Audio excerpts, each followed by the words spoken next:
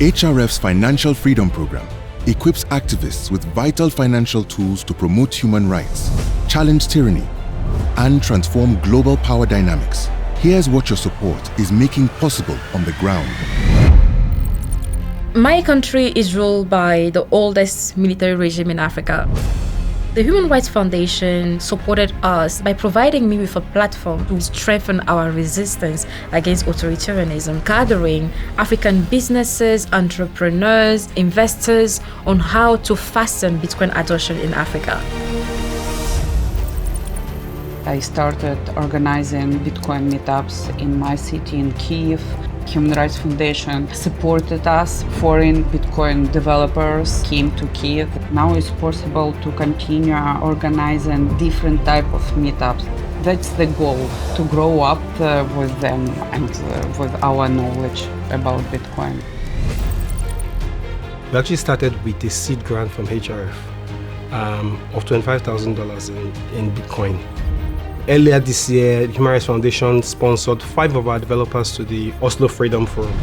At that conference, I actually ran a workshop that brought close to a dozen human rights activists from across Africa to understand challenges activists are facing and how the developers can build solutions and products that Bitcoin could potentially be a solution for. That could not have happened if Human Rights Foundation had not gotten those developers to the Oslo Freedom Forum. I started a desktop Bitcoin wallet, which allows people to be self-sovereign. Alex reached out, he proposed the HRF support the development, and there was a grant issued, which was helpful in terms of me being able to sustain my work, being able to see a future for what I was doing, to focus the product in ways that I might not otherwise have done. The intersection between human rights and Bitcoin is that both promote freedom at the same time. Financial freedom enables individual freedom. I started my company, Afghan Citizen Software, in 2010. I was the first tech female CEO in Afghanistan, and my company was hiring a lot of women who were programmers and also bloggers. It was very difficult to pay these women the money. Most of them didn't have bank account.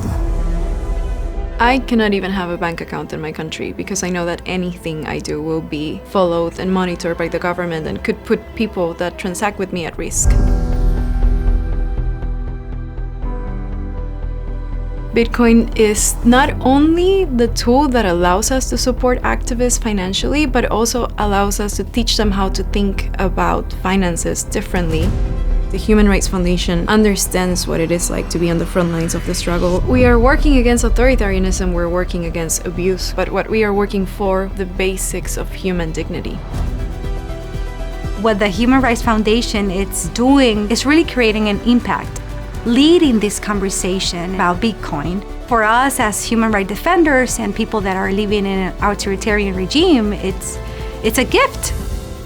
One of the first things a dictator does to a human rights group is freeze its bank account. Thanks to your support, we are now helping activists fight back and keep their critical work going. Your support is helping thousands and thousands of people achieve financial freedom in Belarus, Uganda, Thailand, Venezuela, and beyond. On behalf of all the grantees of the Bitcoin Development Fund, thank you.